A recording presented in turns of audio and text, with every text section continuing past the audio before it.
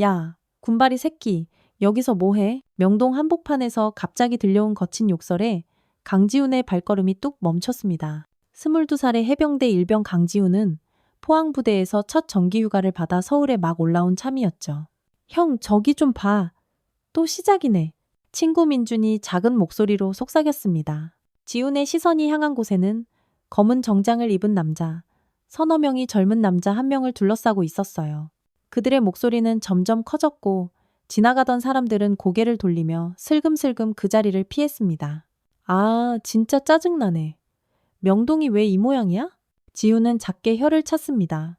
군부대에서는 상상도 할 수 없는 광경이었거든요. 포항 해병대 부대 근처는 조용하고 평화롭기만 했는데 서울 한복판이 이렇게 험악할 줄은 몰랐습니다. 우리 그냥 가자. 괜히 엮이면 우리만 피곤해져. 친구들이 지훈의 팔을 잡아 끌었습니다. 하지만 지훈의 발은 쉽게 떨어지지 않았어요. 해병대에서 배운 것 중 하나가 바로 정의감이었거든요. 약한 사람을 보호하고 불의를 보면 참지 않는 것이 해병의 정신이라고 귀에 못이 밝히도록 들었습니다. 명동 거리는 평소처럼 북적이고 있었습니다. 관광객들은 쇼핑백을 양손 가득 들고 다녔고 젊은 연인들은 손을 꼭 잡고 걸어가고 있었죠. 하지만 그 평화로운 풍경 사이로 어두운 그림자들이 어른거렸습니다. 이 지역을 장악하고 있다는 흑룡파 조직원들이었어요. 지훈아, 진짜 가자. 여기 조폭들 장난 아니라고 들었어. 친구 서준이 불안한 표정으로 말했습니다. 예전에 우리 형도 여기서 시비 붙었다가 엄청 고생했거든. 군인이라고 봐주고 그런 거 전혀 없대. 지훈은 친구들의 말에 마지못해 고개를 끄덕였습니다. 아무리 정의감이 불타올라도 군인 신분으로 함부로 끼어들 수는 없는 노릇이었죠. 군인이 민간 사건에 개입하면 오히려 일이 커질 수 있다는 걸 잘 알고 있었습니다. 하지만 바로 그 순간 둘러싸인 남자의 얼굴에 피가 튀는 것이 보였습니다. 아, 지훈의 입에서 작은 탄식이 터져 나왔어요. 그 남자는 자신과 나이가 비슷해 보였고 어쩐지 낯이 익었습니다. 혹시 같은 부대 후임이나 선임일지도 모른다는 생각이 스쳤죠. 야, 돈 없으면 여길 왜 기어 나와? 군발이 월급이 얼마나 된다고, 어?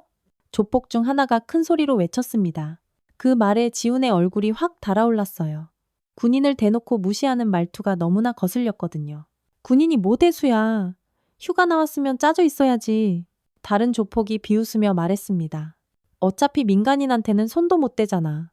쫄보 새끼들. 지훈의 주먹이 저절로 꽉 쥐어졌습니다. 해병대의 자존심이 여지없이 짓밟히는 느낌이었어요.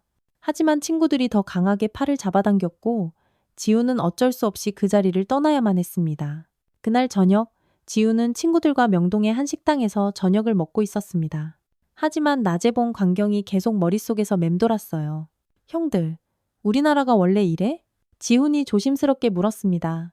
아니야, 그냥 이 동네가 좀 특별한 거지. 민준이 대답했습니다. 흑룡파라고 이 근처를 꽉 잡고 있는 깡패 조직이 있거든. 경찰도 함부로 손 못 댄다고 하더라. 경찰도? 지훈은 놀란 표정을 지었습니다.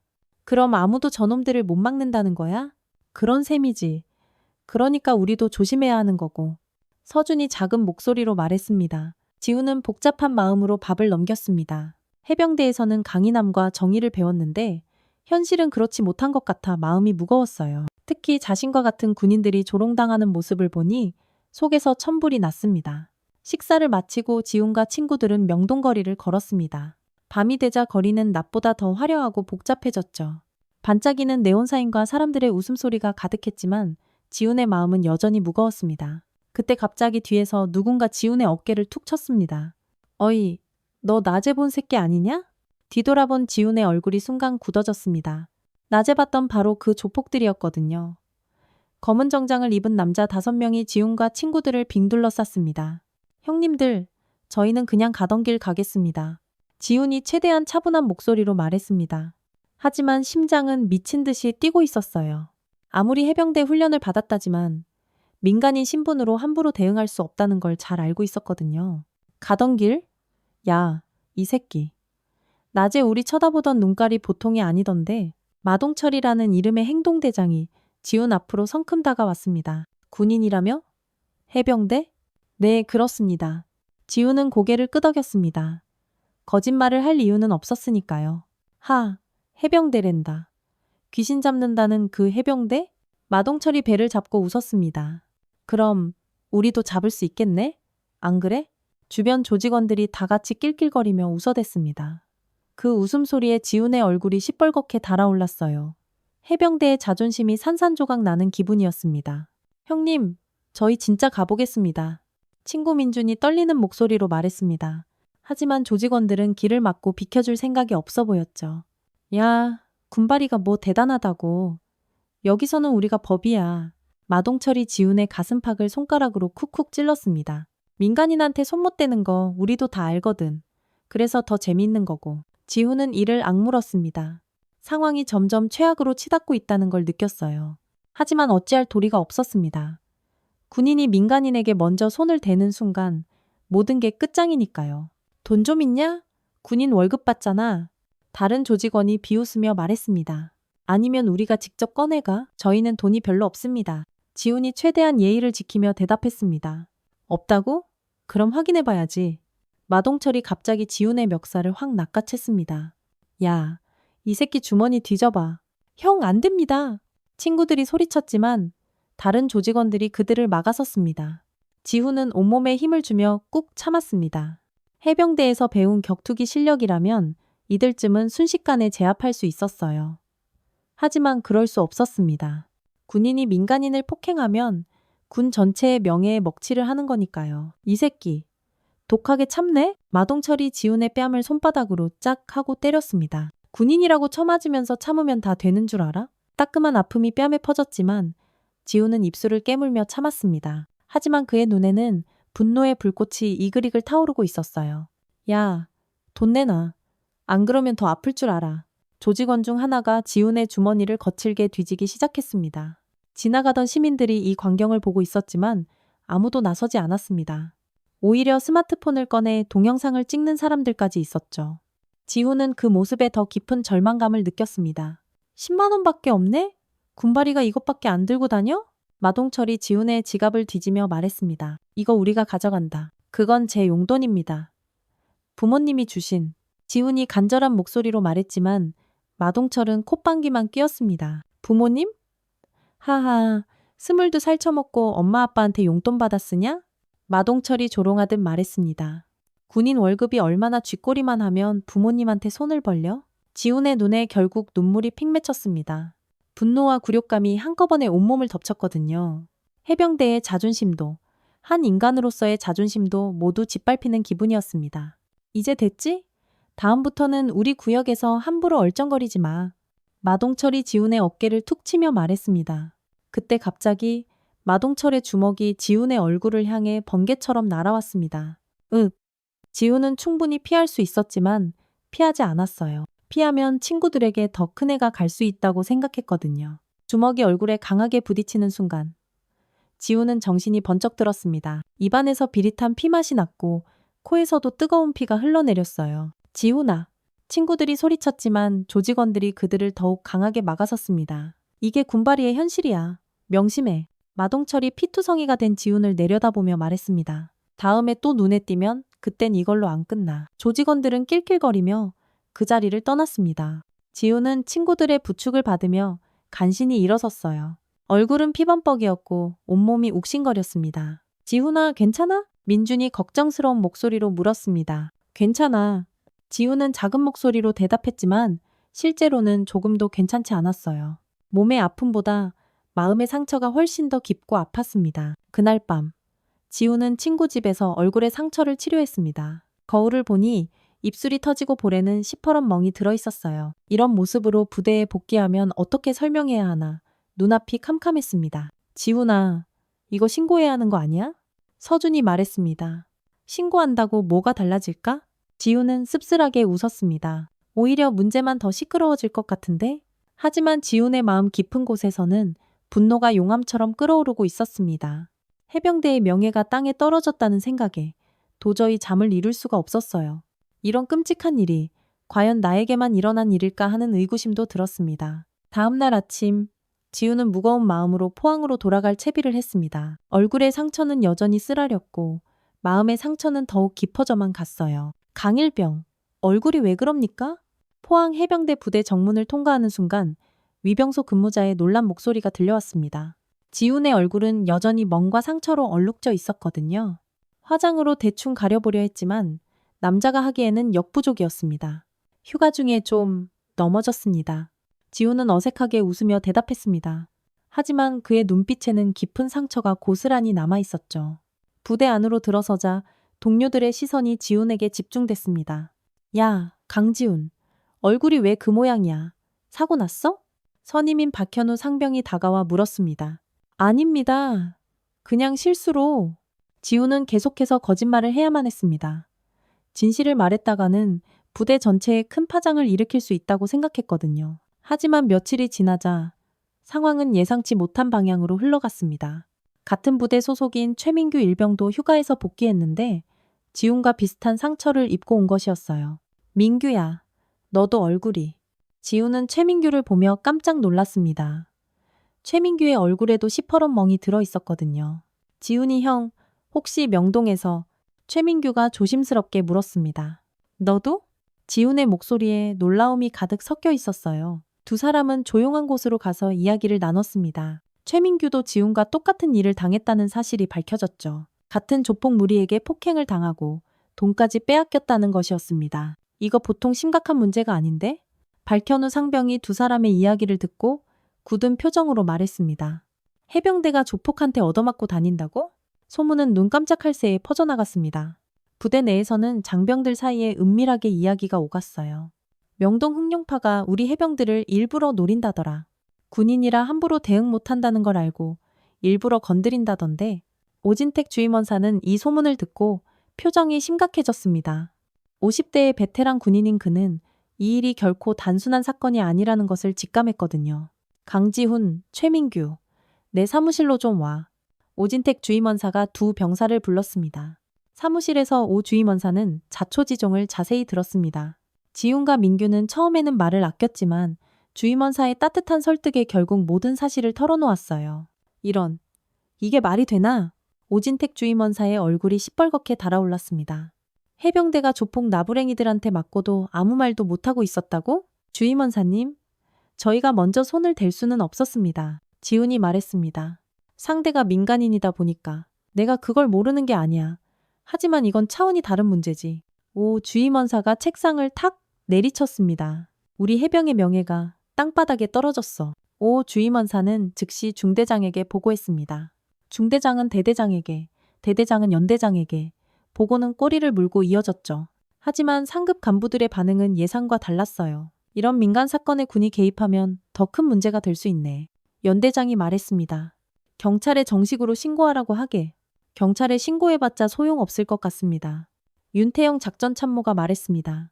명동 그 지역은 이미 조폭들이 꽉 잡고 있다고 합니다. 그래도 우리가 직접 나설 수는 없어. 절차를 따라야지.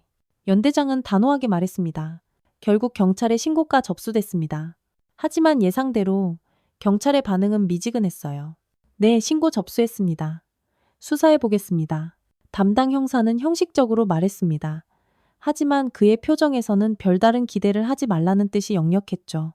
며칠이 지났지만 아무런 소식도 없었습니다. 오히려 부대 내에서는 더 많은 피해 사례가 속속 드러났어요. 지난 몇 달간 명동에서 휴가를 보낸 해병들 중 적어도 5명이 비슷한 일을 당했다는 사실이 밝혀졌거든요. 이거 완전히 우리를 물러보는 거 아니야? 선임들 사이에서 분노가 들끓기 시작했습니다. 옛날에는 해병대라고 하면 다들 피해가기 바빴는데 이제는 오히려 해병대라고 더 괴롭힌다고? 조폭놈들이 군인은 절대 먼저 때리지 못한다는 걸 알고 일부러 노리는 게 분명해. 다른 선임이 붕괴하며 말했습니다. 부대 전체의 사기가 뚝뚝 떨어지기 시작했습니다. 휴가를 나가는 것조차 두려워하는 장병들이 생겨났어요. 특히 서울이 집인 장병들은 고향에 가는 것마저 꺼려했습니다. 주임원사님, 이런 식으로는 안 됩니다. 윤태영 작전참모가 오 주임원사를 찾아왔습니다. 장병들 사기가 지금 바닥을 치고 있습니다. 나도 알고 있네. 하지만 위에서는 조용히 넘어가라고만 하니 오 주임원사도 답답한 심정이었습니다. 그때 한 병사가 다급하게 뛰어들어왔습니다. 주임원사님, 큰일 났습니다. 무슨 일이야? 오진택 주임원사가 물었습니다. 윤일병이 또 당했습니다. 이번엔 상태가 훨씬 심각합니다. 병사의 목소리에는 다급함이 가득 섞여 있었어요. 윤철민 일병이 휴가에서 복귀한 모습은 그야말로 참담했습니다. 얼굴뿐만 아니라 몸 곳곳에 시퍼런 멍이 들어있었고 갈비뼈에 금이 간 것 같다고 했어요. 이번엔 정말 죽을 만큼 맞았습니다. 윤철민이 신음하며 말했습니다. 저보고 해병대 간판 당장 내리라고 하더군요. 이 소식은 마침내 해병 제1사단 사단장인 한서연 소장에게까지 전달됐습니다. 50대 초반의 한서연 소장은 해병대 역사상 최초의 여군 투스타 장군이었어요. 그녀는 전설적인 해병대 출신으로 불같은 카리스마와 냉철한 전술 지휘 능력을 모두 갖춘 인물이었습니다. 한서연 소장은 보고서를 받아보고 한동안 말이 없었습니다. 그녀의 얼굴에는 점점 분노의 기색이 짙게 떠올랐어요. 이게 정말 사실입니까? 한 소장의 목소리에는 억눌린 분노가 담겨 있었습니다. 네, 사단장님. 현재까지 확인된 피해자만 7명입니다. 보고하는 참모의 목소리도 가늘게 떨리고 있었어요. 한서연 소장은 천천히 자리에서 일어났습니다. 그녀의 눈에는 지금까지 누구도 보지 못했던 차가운 불꽃이 활활 타오르고 있었죠. 우리가 귀신도 잡는다고 하는데 조폭 나부랭이한테 얻어맞고도 참고만 있으라는 겁니까? 한서연 사단장의 목소리가 사령부 회의실에 서늘하게 울려 퍼졌습니다. 그녀의 얼굴에는 지금까지 볼 수 없었던 냉엄한 분노가 서려 있었어요. 회의실에 있던 모든 간부들이 쥐 죽은 듯이 숨을 죽이고 있었습니다. 사단장님, 하지만 민간 사건에 군이 직접 개입하면 한 참모가 조심스럽게 입을 열었지만 한서연의 강렬한 시선 한 번의 말을 꿀꺽 삼켜야 했습니다. 민간 사건이라고? 한서연 사단장이 천천히 일어나며 말했습니다. 우리 해병들이 조직적으로 그리고 지속적으로 공격받고 있는데 이게 과연 단순한 민간 사건인가? 회의실의 공기가 얼음장처럼 차갑게 얼어붙었습니다. 한서연 사단장의 분노는 단순한 감정 폭발이 아니었어요. 25년간 해병대에서 복무하며 쌓아온 군인으로서의 긍지와 부하들에 대한 뜨거운 책임감이 폭발한 것이었습니다. 윤태영 참모. 한서연이 작전 참모를 불렀습니다. 예, 사단장님. 윤태영 중령이 벌떡 일어났습니다. 30대 초반의 그는 해병대 특수수색대 출신으로 냉철하고 정확한 작전 수행 능력으로 정평이 나 있었죠. 흑룡파에 대한 모든 정보를 수집하세요. 조직도, 거점, 활동 패턴까지 모든 것을 샅샅이 파악해야 합니다. 한서연의 목소리에는 흔들림 없는 결의가 담겨 있었어요. 사단장님, 설마 다른 참모가 놀란 표정으로 말했습니다. 네, 우리가 직접 나섭니다. 한서연 사단장의 대답은 단호했습니다. 우리 해병들이 조폭에게 맞고도 가만히 있을 수는 없어요. 하지만 절차상 문제가 참모들이 우려를 표했지만 한서연은 이미 마음을 정한 뒤였습니다. 절차 문제는 모두 내가 책임지겠습니다. 한서연이 단칼에 말했습니다. 대신 이 작전은 극비리에 진행됩니다. 그리고 단 하나의 오차도 없이 완벽해야 합니다. 윤태영 참모는 한서연 사단장의 결심을 보고 가슴이 뜨거워지는 것을 느꼈습니다. 이런 지휘관을 만난 것이 자랑스러웠어요. 군인의 명예를 지키려는 의지가 이토록 강한 상관은 흔치 않았거든요. 김지수 대위도 함께하도록 한서연이 말했습니다. 김지수는 30대 중반의 여군 대위로 경찰 출신이라는 특이한 이력을 가지고 있었어요. 민간 수사와 군사 작전을 모두 이해하는 이번 임무에 최적화된 인물이었습니다. 경찰과의 협조는 어떻게 하시겠습니까? 윤태영이 물었습니다. 그것도 김지수 대위가 담당하세요. 경찰 출신이니 그쪽 사정을 누구보다 잘 알 겁니다. 한서연의 계획은 이미 머릿속에서 구체적으로 그려지고 있었어요. 그날 저녁 한서연 사단장은 홀로 사무실에 남아 있었습니다. 창밖으로 보이는 포항의 밤바다는 고요했지만 그녀의 마음은 성남 파도처럼 출렁이고 있었어요. 책상 위에는 피해를 당한 해병들의 사진이 놓여 있었습니다. 강지훈, 최민규, 윤철민. 모두 20살 남짓한 아들 같은 어린 병사들이었죠. 이들의 멍든 얼굴을 보니 한서연의 가슴이 미어지는 듯 했습니다. 이 어린 것들이 얼마나 억울하고 분했을까. 한서연은 작은 목소리로 혼잣말을 했습니다. 그녀 또한 젊은 시절 여군이라는 이유로 수많은 차별과 무시를 견뎌냈던 기억이 있었어요. 그때의 억울함과 분노가 지금 이 아이들이 느낄 감정과 다르지 않다는 것을 누구보다 잘 알고 있었습니다. 다음 날 아침 한서연 사단장은 오진택 주임원사를 불렀습니다. 50대의 베테랑 부사관인 오진택은 한서연과 오랫동안 동고동락해온 믿음직한 동반자였어요. 주임원사님, 장병들 상태는 어떻습니까? 한서연이 물었습니다. 사단장님, 사기가 많이 떨어져 있습니다. 오진택 주임원사의 목소리에는 안타까움이 짙게 묻어 있었어요. 휴가 나가기를 꺼리는 병사들이 태반입니다. 그럴 수밖에요. 하지만 이제 달라질 겁니다. 한서연의 눈의 결의에 찬빛이 번뜩였습니다. 사단장님, 오진택 주임원사가 의아한 표정을 지었습니다. 우리가 직접 나섭니다. 한서연이 조용히 말했습니다. 조폭들이 우리 해병을 함부로 대했으니 그 대가를 반드시 치르게 해야지요. 오진택 주임원사의 눈이 휘둥그레졌습니다. 한서연 사단장의 진짜 의도를 그제야 깨달은 것이었어요. 사단장님 정말 직접 나서시겠다는 겁니까? 오진택의 목소리에는 놀라움과 기대감이 동시에 섞여 있었습니다. 네, 작전명은 유령입니다. 한서연이 말했습니다. 귀신 잡던 해병이 이번에는 조폭을 잡는 겁니다. 그날 오후 극비작전 회의가 열렸습니다. 참석자는 한서연 사단장, 윤태영 작전참모, 김지수 대위, 오진택 주임원사, 그리고 특수수색대 출신 정예 간부 몇 명뿐이었어요. 이번 작전의 목표는 명확합니다. 한서연이 회의를 시작했습니다. 흑룡파를 완전히 와해시키고 다시는 우리 해병들을, 아니 대한민국의 어떤 군인도 건드리지 못하게 만드는 것입니다. 구체적인 방법은 어떻게 하시겠습니까? 윤태영이 물었습니다. 먼저 정보 수집부터 시작하겠습니다. 적을 알아야 이길 수 있으니까요. 한서연의 계획은 체계적이었습니다. 김지수 대위는 경찰과의 비밀 협조 라인을 구축하세요. 아무리 우리가 나선다 해도 경찰의 도움이 없이는 한계가 있습니다. 알겠습니다. 사단장님, 김지수 대위가 망설임 없이 대답했습니다. 그녀의 표정에는 냉철함과 동시에 강한 의지가 서려 있었어요. 윤태영 참모는 작전 계획을 수립하세요. 민간 피해는 제로에 가깝게, 그러면서도 확실한 효과를 거둘 수 있는 방법을 찾아야 합니다. 한서연의 지시는 구체적이고 명확했습니다. 언제 시작하시겠습니까? 오진택 주임원사가 물었습니다. 내일부터 정보 수집을 시작하고 일주일 내에 작전을 실행합니다. 한서연의 대답에 회의실의 공기가 팽팽한 긴장감으로 가득 찼어요. 사단장님, 혹시 상부에서 문제를 제기하면? 한 간부가 우려를 표했습니다. 그 책임은 모두 네 가지입니다. 한서연이 단호하게 말했습니다. 우리 해병들이 당한 치욕을 이대로 그냥 넘어갈 수는 없습니다. 이건 해병대의 명예가 걸린 문제입니다. 회의가 끝나고 참석자들은 모두 가슴이 뜨거워지는 것을 느꼈습니다. 이런 지휘관을 모시고 있다는 사실이 자랑스러웠어요.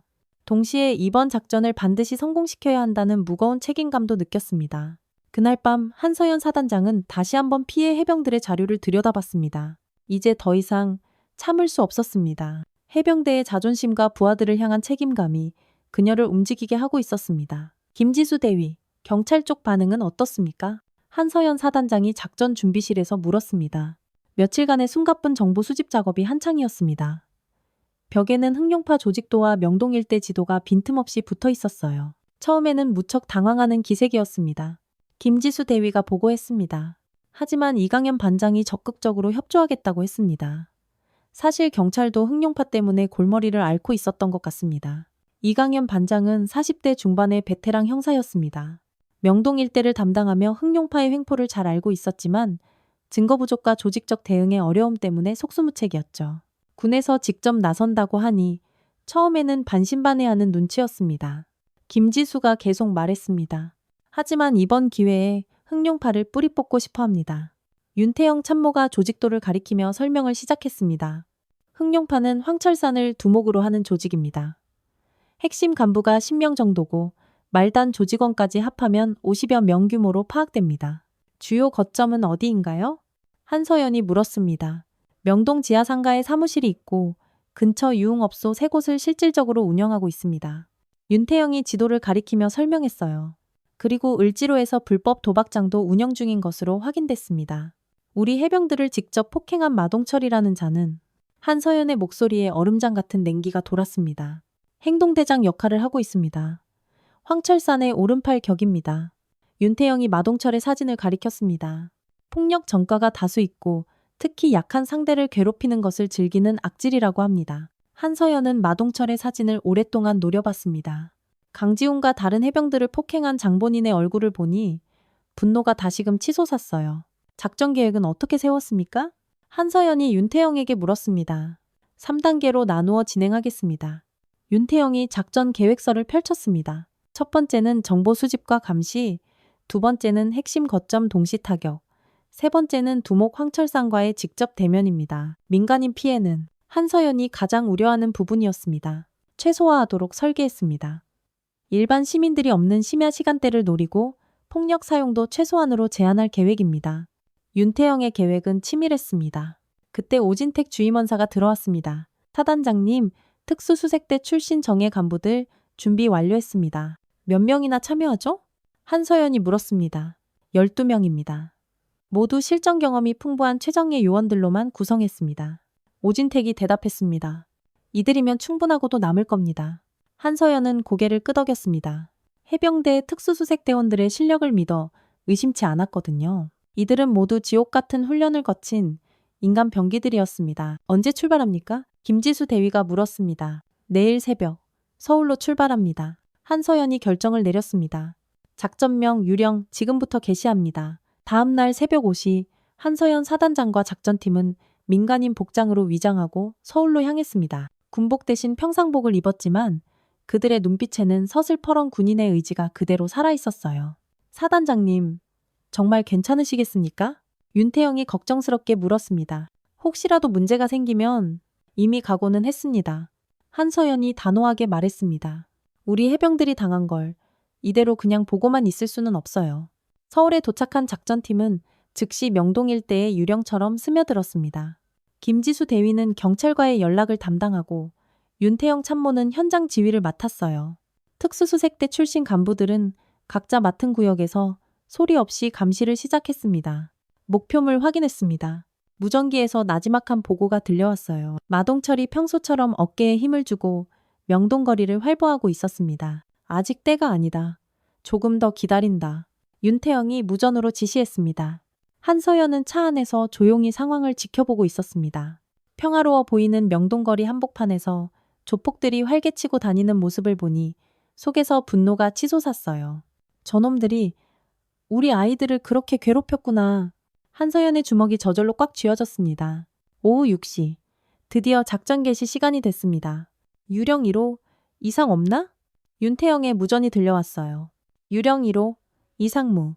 유령 2호, 대기 중. 유령 3호, 목표물 시야 확보. 각 조의 보고가 차례로 들어왔습니다.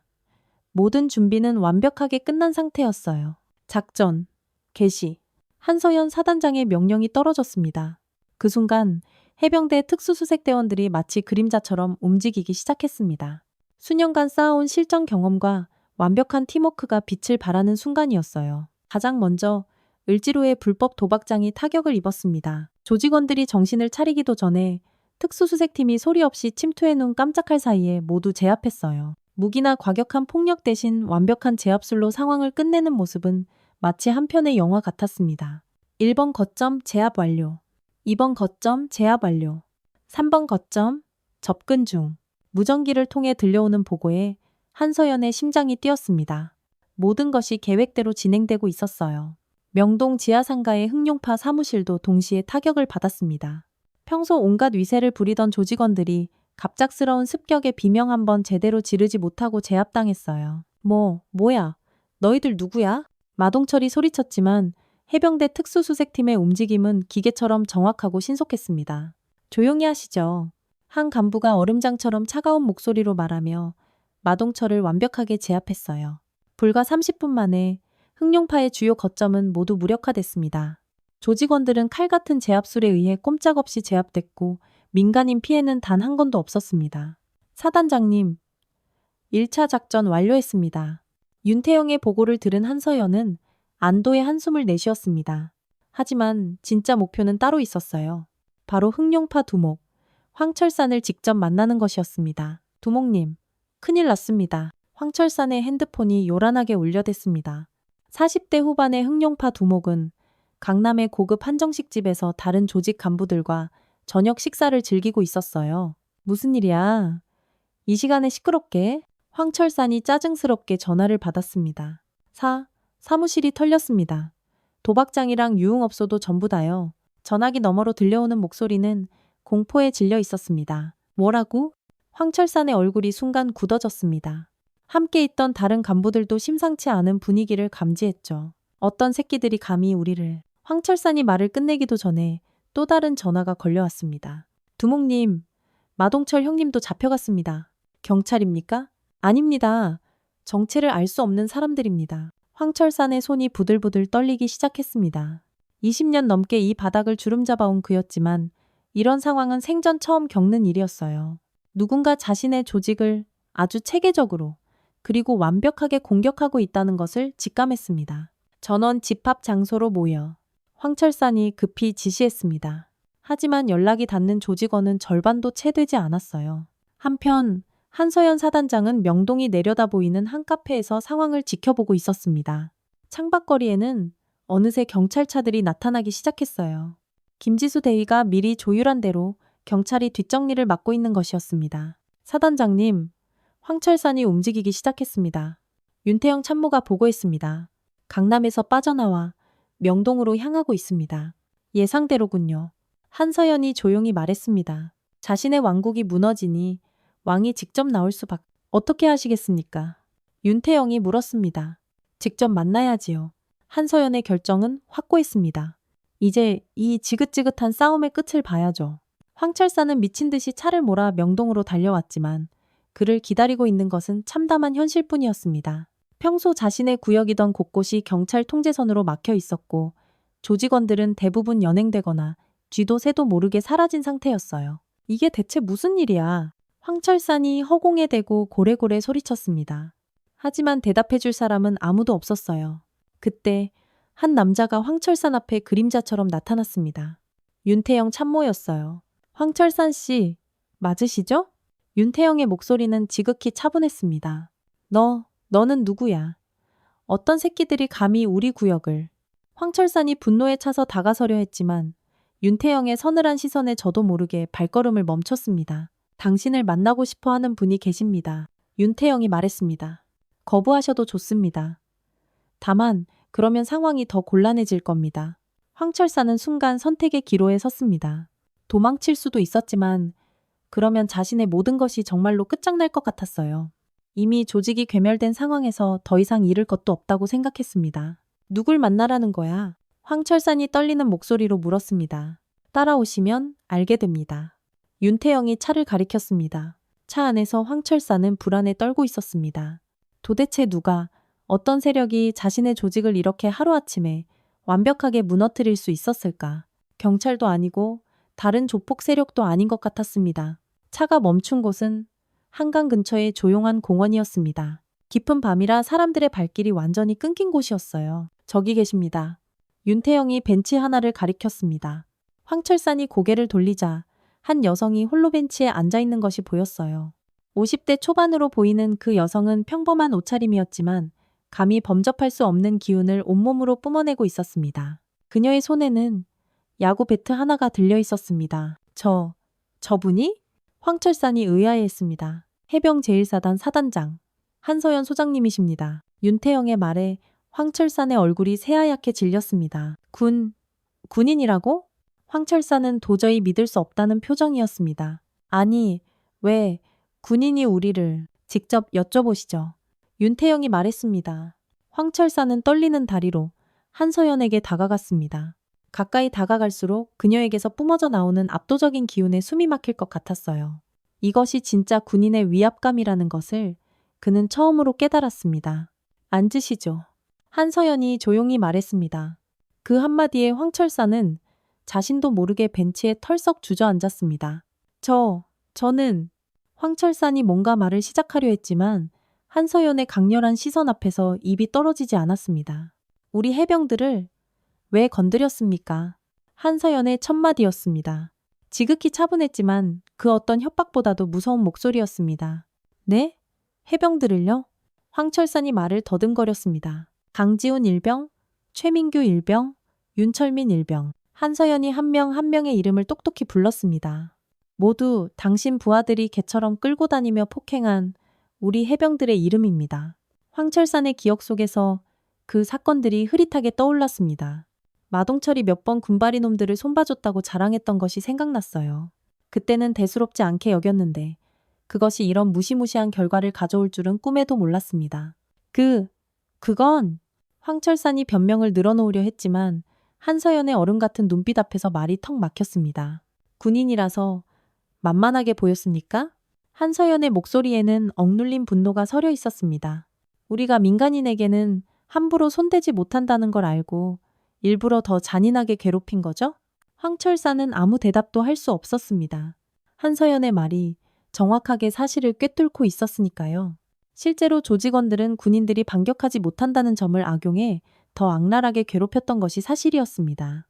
사과하세요. 한서연이 단호하게 말했습니다. 죄송합니다. 황철산이 떨리는 목소리로 말했습니다. 나한테 하는 사과가 아닙니다. 한서연이 말했습니다. 우리 해병들에게 직접 사과해야 합니다. 황철산은 자신이 처한 상황을 완벽하게 이해했습니다. 이제는 선택의 여지가 없다는 것을 깨달았어요. 이 여군 장성 앞에서는 그동안 자신이 누려왔던 조폭 두목이라는 위세가 아무런 소용이 없었습니다. 어떻게 하면 되겠습니까? 황철산이 간신히 물었습니다. 한서연은 잠시 말없이 한강을 바라봤습니다. 흐르는 강물을 보며 마음속에 들끓는 분노를 가라앉히려 애썼어요. 이제 마지막 단계만이 남아있었습니다. 포항까지 직접 와서 사과하십시오. 한서연 사단장의 말에 황철산은 눈을 동그랗게 떴습니다. 우리 부대까지 직접 찾아와서 피해를 당한 우리 해병들 앞에 직접 무릎 꿇고 사죄해야 합니다. 포항까지요? 황철산의 목소리가 염소처럼 떨렸어요. 자신이 조폭 두목으로서 군부대에 직접 찾아가 사과를 한다는 것은 상상조차 해본 적 없는 일이었거든요. 네. 그리고 이것도 써주시죠. 한서연이 미리 준비해온 서류 한 장을 내밀었습니다. 군인 보호 협약서입니다. 앞으로 다시는 대한민국 군인들을 건드리지 않겠다는 약속을 글로 남기는 겁니다. 황철사는 서류를 받아들고 내용을 읽어봤습니다. 흑룡파는 대한민국 군인에 대한 일체의 위협 및 가해 행위를 하지 않으며 이를 위반할 시 모든 민형사상 책임을 진다는 내용이었어요. 이걸 꼭 써야 합니까? 황철산이 망설였습니다. 선택은 당신이 하세요. 한서연이 차분하게 말했습니다. 하지만 이걸 거부한다면 오늘 일은 시작에 불과할 겁니다. 황철사는 한서연의 눈을 똑바로 바라봤습니다. 그 눈에서 이것이 결코 빈말이나 협박이 아니라는 것을 똑똑히 확인할 수 있었어요. 오늘 하루 만에 자신의 조직이 먼지처럼 사라진 것을 보면 이 사람들의 능력은 자신의 상상을 아득히 초월했습니다. 알겠습니다. 쓰겠습니다. 황철산이 결국 고개를 떨궜습니다. 그는 떨리는 손으로 협약서에 자신의 이름을 적고 지장을 찍었습니다. 사흘 후 포항 해병대 부대에서는 믿기 어려운 광경이 펼쳐졌습니다. 정문 앞에 번쩍이는 고급 승용차 한 대가 멈춰섰고 그곳에서 황철산이 내렸어요. 그의 얼굴은 창백했고 걸음걸이도 무척이나 부자연스러웠습니다. 저는 흑룡파의 황철산입니다. 황철산이 위병소 근무자에게 말했습니다. 사단장님과 한 약속을 지키러 왔습니다. 위병은 당황했지만 이미 연락을 받은 상태였어요. 곧 오진택 주임원사가 나와 황철산을 맞았습니다.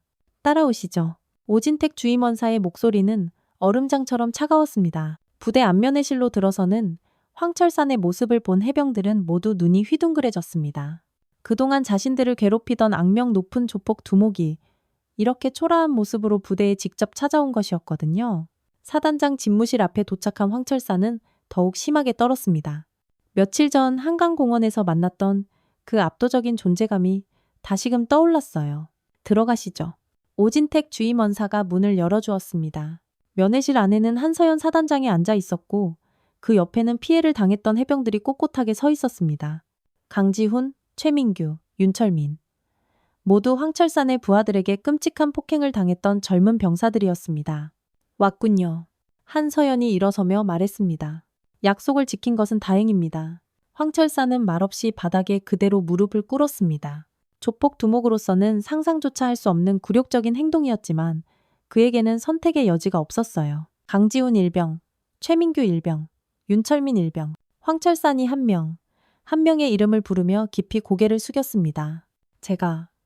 제 부하들이 저지른 씻을 수 없는 죄에 대해 진심으로 사과드립니다. 해병들은 이 광경을 믿을 수 없다는 표정으로 바라봤어요. 그토록 자신들을 괴롭히고 모욕했던 조폭 두목이 지금 자신들 앞에서 무릎을 꿇고 사죄하는 모습이었거든요. 앞으로는 절대로 무슨 일이 있어도 군인분들을 건드리는 일은 없을 겁니다. 황철산의 목소리에는 꾸밈없는 진심이 담겨 있었어요. 다시 한번 머리 숙여 깊이 사죄드립니다. 강지우는 복잡한 마음이 들었습니다. 그동안 가슴속에 응어리져 있던 억울함과 분노가 한꺼번에 눈 녹듯 사라지는 기분이었어요. 동시에 자신들을 위해 이렇게까지 해준 사단장님에 대한 뜨거운 감사함이 온몸으로 밀려왔습니다. 일어나세요. 한서연이 말했습니다. 사과는 받았습니다. 이제 그 약속을 지키기만 하면 됩니다. 황철산이 조심스럽게 자리에서 일어났습니다. 그의 얼굴에는 안도의 표정이 스쳐 지나갔어요. 그 협약서는 저희가 잘 보관하고 있겠습니다. 한서연이 말했습니다. 혹시라도 약속을 어기는 일이 생긴다면 그때는 지금보다 훨씬 더 심각한 결과를 각오해야 할 겁니다. 네, 절대 그런 일은 없을 겁니다. 황철산이 황급히 대답했습니다. 그날 오후 황철산이 부대를 떠난 후 해병들 사이에서는 기묘한 흥분과 감동이 흘렀습니다. 자신들의 사단장이 자신들을 위해 이렇게까지 해주었다는 사실에 모두가 감동했어요. 사단장님, 정말 대단하신 것 같아. 강지훈이 동료들에게 말했습니다. 우리를 위해서 직접 나서주실 줄은 정말 꿈에도 몰랐어. 그러게 말이야. 이런 지휘관을 만난 건 우리 인생의 행운이야. 최민규도 고개를 끄덕였습니다. 부대 전체의 사기가 하늘을 찔렀습니다. 해병대의 명예가 회복되었다는 자부심이 모든 장병들의 가슴에 뜨겁게 퍼져나갔어요. 한편 이 소식은 은밀하게 언론에도 흘러나갔습니다. 한 기자가 우연히 이 사건의 실마리를 포착한 것이었어요. 해병대가 조폭을 제압했다고? 박서아 기자는 믿을 수 없다는 표정이었습니다. 30대의 젊은 여기자인 그녀는 항상 특종에 목말라 있었거든요. 며칠간의 끈질긴 취재 끝에 박서아 기자는 사건의 전말을 파악할 수 있었습니다.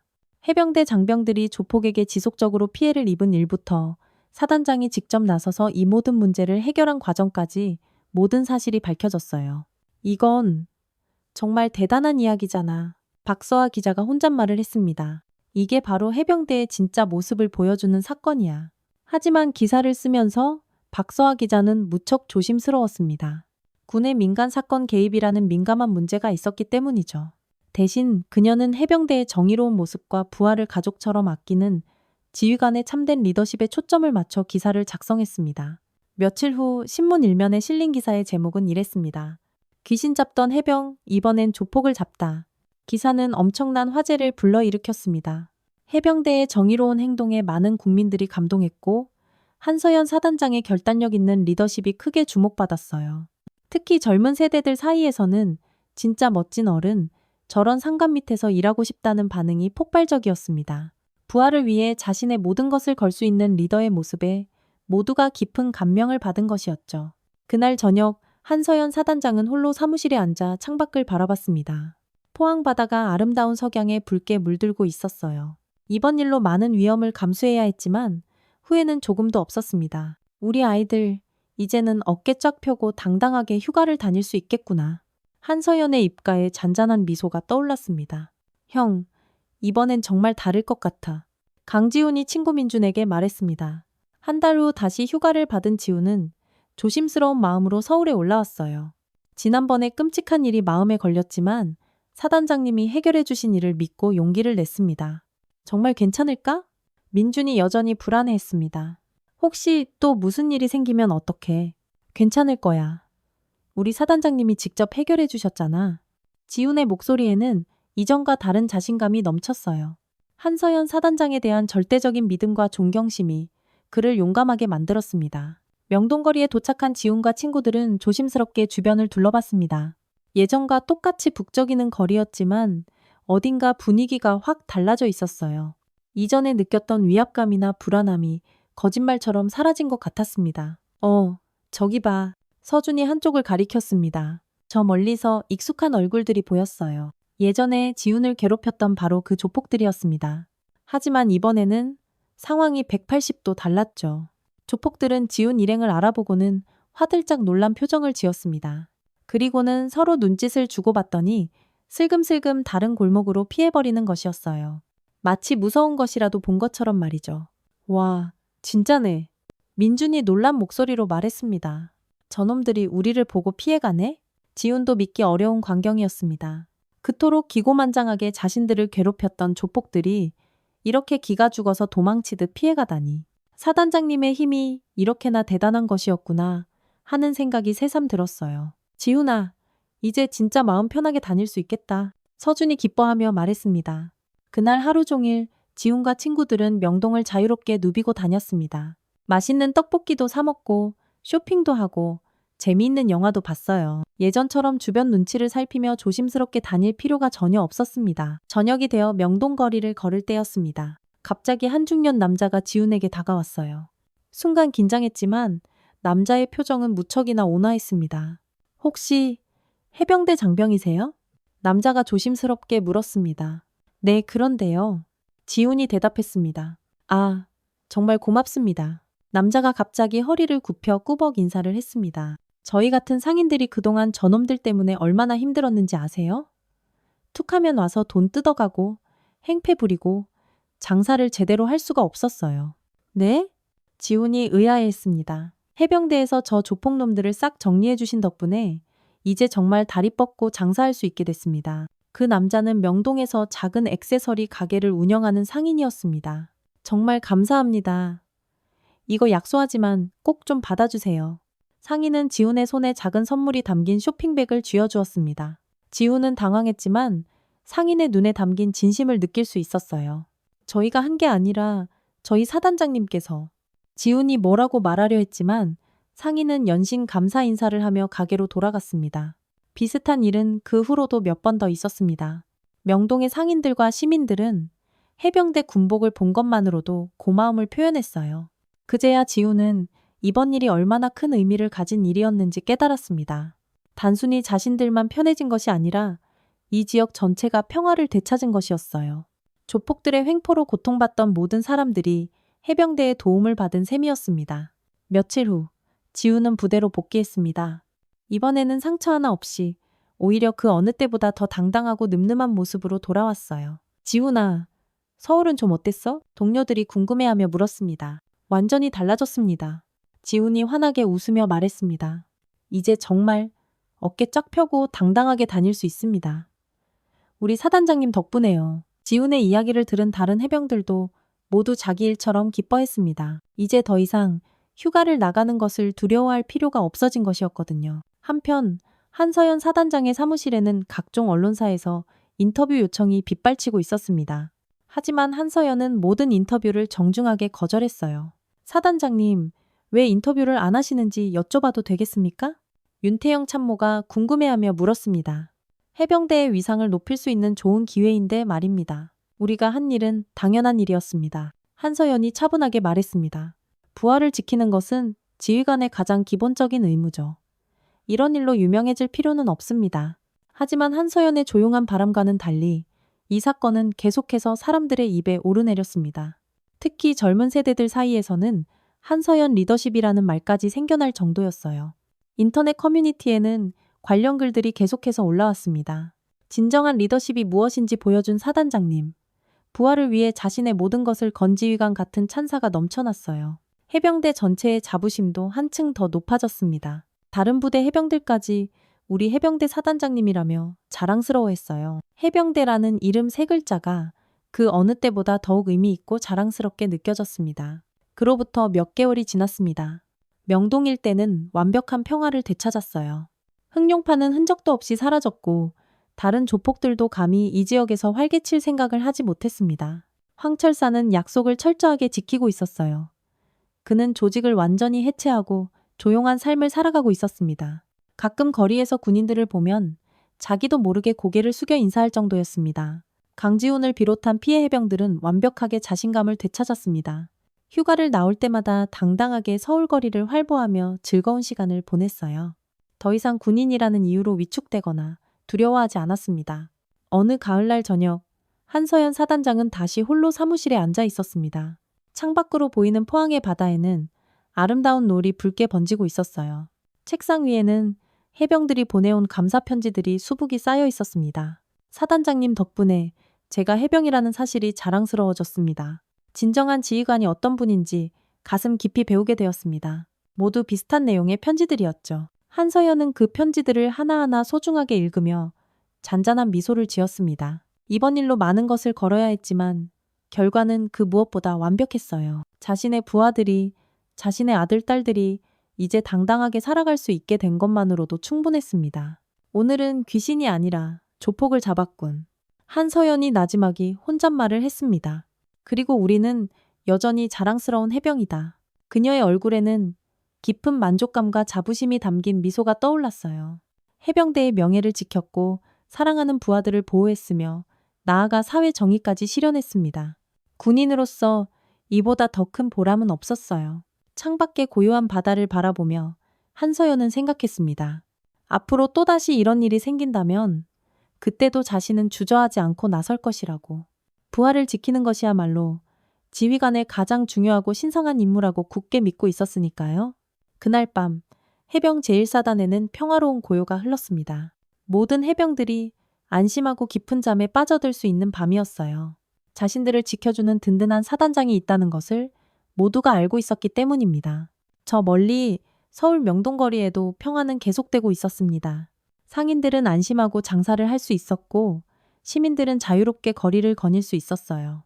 그리고 대한민국의 해병들은 그 누구보다 당당하게 고향 나들이를 즐기고 있었습니다. 이렇게 귀신 잡던 해병이 조폭을 잡은 이야기는 하나의 전설이 되었습니다. 정의로운 군인의 모습과 진정한 리더십이 무엇인지를 보여준 사건으로 사람들의 가슴 속에 오랫동안 기억될 것입니다. 그리고 한서연 사단장의 그 한마디는 모든 해병들의 가슴에 자랑스럽게 새겨졌습니다. 우리는 귀신도 잡고 조폭도 잡는다. 왜냐하면 우리는 해병이기 때문이다.